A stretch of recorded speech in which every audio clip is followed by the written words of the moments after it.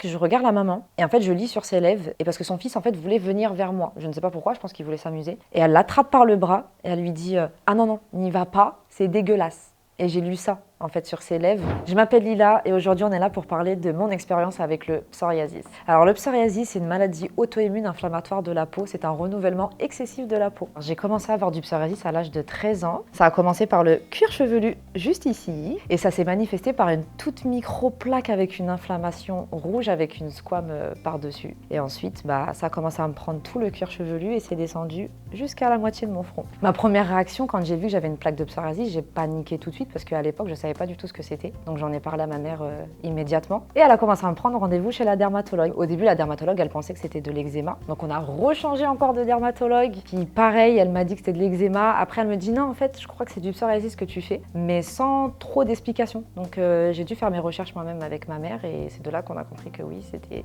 bel et bien du psoriasis. Au fil du temps, le psoriasis, il a commencé à se propager parce que j'avais aussi le côté stress et que ça en fait partie parce que c'est pas une cause, mais c'est un facteur. Et de plus en plus, quand je grandissais, je voyais que ça me prenait vraiment jusqu'à la moitié du front. Je commençais à avoir des nouvelles plaques en fait sur le visage. Donc forcément, j'étais pas bien parce que je suis dans une période d'adolescence et donc du coup, je commence à grandir, à avoir un corps de femme et je me sens pas bien et donc du coup, je me cache de plus en plus, je mets des cols roulés jusqu'ici. À l'école, c'était très compliqué parce que forcément le regard devant les camarades, parce que je commençais aussi à avoir des plaques ici, que d'ailleurs j'en ai encore une qui est juste là, elle est encore présente de l'époque et du coup c'était très compliqué. Enfin, je rentrais le soir, je regardais ma mère, j'ai dit on peut pas continuer comme ça. Et en fait ce qui s'est passé c'est que le troisième rendez-vous que j'ai eu avec la dermatologue, elle m'avait dit t'inquiète pas, vers l'âge de 18-20 ans tu n'auras plus de psoriasis. Donc en fait j'ai vécu avec cet espoir là en grandissant de me dire c'est pas grave, je vais vivre mon adolescence comme ça et on va attendre 18-20 ans. Sauf qu'en fait à 18-20 ans du coup c'était pire.